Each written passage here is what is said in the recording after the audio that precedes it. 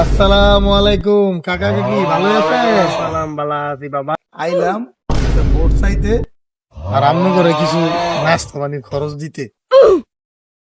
বাবা তুমি কোনো চিন্তা করো না, তোমার কাছে আর আমি তোমার ওই মুখটা দিব, চিন্তা করো না। এইটা তো আমি জানি কাকি, ভোট তো আমারই দিবে। এলন কাকি, যাই আমনে কিছু কাকার ফাস্ট ফুড খাইয়ে।